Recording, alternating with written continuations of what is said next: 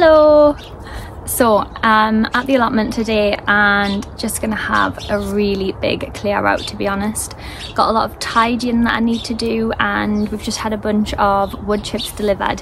When I say a bunch, I mean like a cubic dumpy bag, if that is the proper phrase for it. A load of wood chips basically, which we took all the way down to Hampton Court.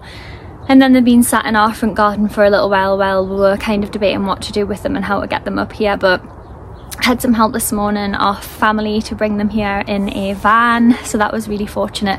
And now they're here, so the paths are ready to have wood chips put onto them. Got some membrane down through the flower bed and at the other side of the polytunnel, and I think I have some cardboard somewhere that I'm going to put down between some of the beds on the other side as well. So let's get to it. got some heavy lifting to do. So these are the wood chips in question, and I have another dumpy bag still in the front garden as well that we'll have to sort out getting up here. But these are the wood chips that we went and collected with Tony C. Smith. Obviously it's been raining the past few days, so they are heavier than they should be. But I think what I'll do is I'll fill wheelbarrow loads and then transport them around the plot where they need to go. But I don't know about you, but I absolutely love wood chips. Great for paths, great for suppressing weeds. So I'm looking forward to having nice fresh wood chips on the allotment.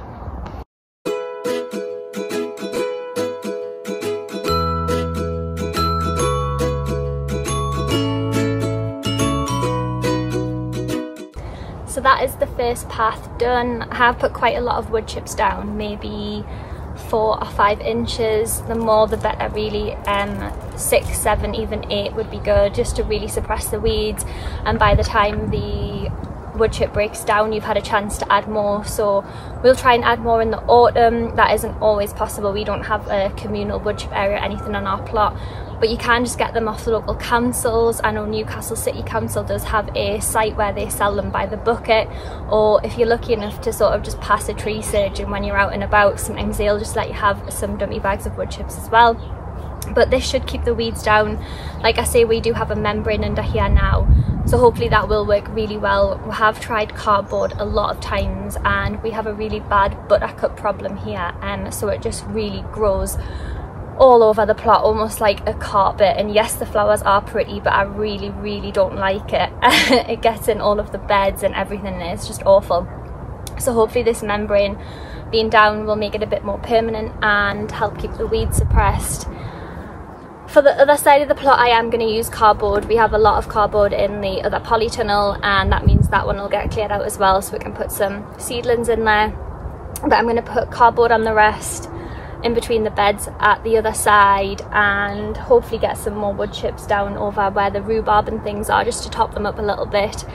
But yeah, let's crack on with that while I've got the energy.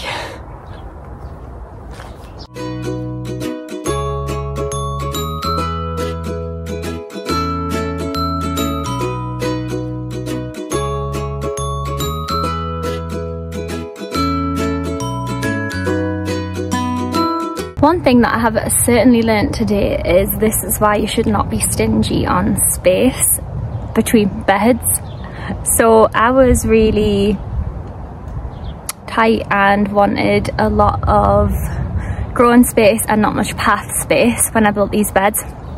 So when we made these, I think we decided to have like a foot between them, and that is not enough. To like get a wheelbarrow down and spread wood chips without it going in the raised beds. In the polytunnel I was much more sensible, and I have bigger paths. I think the paths are like 1.5, maybe 2 foot. I was much more sensible. It's much easier to move around. It was much easier to put the wood chips in the polytunnel and lay the path and things. There's a lot of wood chips in the raised beds, which actually doesn't matter because it'll just break down and it'll be fine. But it does mean less wood chips for the path and therefore more work with the wheelbarrow. So a note to anyone currently building raised beds or thinking about building raised beds, leave enough space in between them to essentially just get around your plot. We have nice fresh wood chip down between these beds, and just while I've been doing that, I've noticed there are some more calendula about to open. I think this is art shades variety, so you've got the darker purpley red ones, the orange. There should be some yellow in there somewhere too. And the fennel is looking pretty good. I don't know if that's good or not. I've grown fennel before, but I grew Florence fennel. This is just fennel, so I'll have to have a look and see when it might be ready to harvest. I know you can eat the tops as well, which is always good. Even if they go to seed, they can be added to salads and things. They are a bit bitter, or they sometimes can be a bit bitter, but they're still really tasty actually. But it's grown really nicely since I put it in. I actually forgot about these seedlings and they were pretty close to death, but I just threw them in anyway, and I'm pleased I did.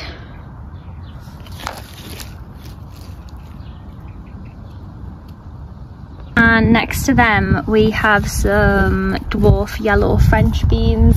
These were direct sown in here and they've done quite nicely, got a few flowers on, see some little beans forming just there. Still chance to sow these as well, so we've direct sown another load in a different raised bed. You can probably sow these until round about the end of next month, end of August, depending where you are.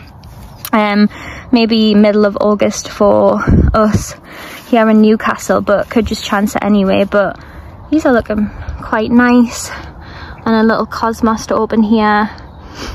I found that cosmos that is grown in quite rich compost just end up with a lot of foliage on it, and when I just plant them straight into the clay soil at the top, they seem to get more flowers than foliage. So this one's in a raised bed with lots of manure and new compost in for this year, so that's probably why we have a lot of foliage on this one. 2 flower heads though, so they should be nice. Happy to report that the first dumpy bag of wood chips is now empty. Got one more bag, which is good because still got some ground that we want to cover and a membrane out the back that we want to sort out. But that's one good job done. I am absolutely boiling now. It's one of those days where it's like really cloudy but really warm. But anyways, I've got something exciting in the Polytunnel that I want to show you, which is, let me pick it up. This is a Cucamelon plant, and we took this all the way to Hampton Court, and I've never actually managed to get a Cucamelon this big. I have grown Cucamelons before, years previous, and have actually got an alright harvest off them as well, to be fair. But this year there are so many fruits on this. I am so excited. I'm actually going to collect them and then I'm going to freeze them, and then a lot of people at Hampton Court, when I was talking about them, were telling me to put them in gin and tonics, which is always nice, which I will be having tonight after this, and in cocktails as well, which would be lovely. So I'm gonna do that with them. I've never done that before. I've always just ate them as they are. Some of them didn't probably make it home, but this plant has just grown like crazy. No idea what we've done especially with it this year. It's trailing up some wooden bamboo sticks, which seems quite happy with, but it has just went insane. It has lovely little yellow flowers on that are so pretty, and really decent sized Cucamelons.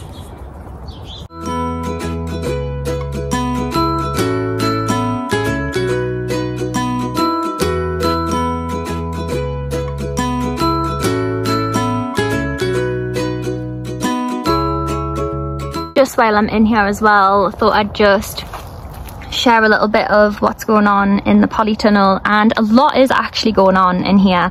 A lot of fruit appearing, a lot of ripening, a lot of this going on, this orangey readiness going on, which is exciting. These are Tigerella, as you can see. And Super Steak definitely living up to its name. This one is a big boy.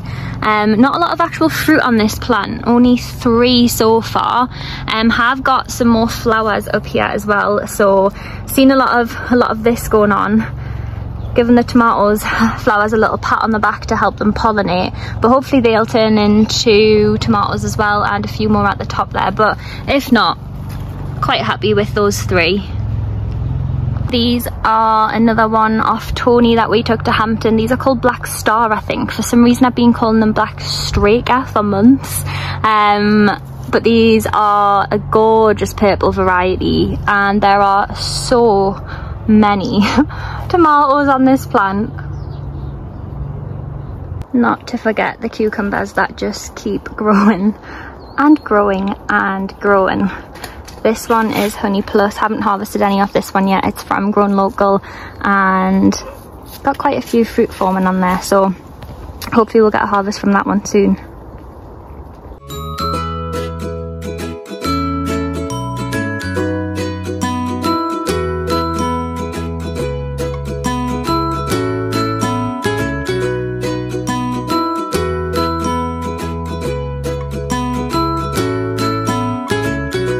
I'm very happy with our new wood chip paths, and we'll bring the other dumpy bag up soon to get that sorted for the rest of them. But for now, I'm going to go home with my little harvest. Can't be the only person to take harvests home in pots because you don't have anything else to take them in, but got some parsley, some spring onions and some cucamelons, which I'll probably freeze or maybe pickle.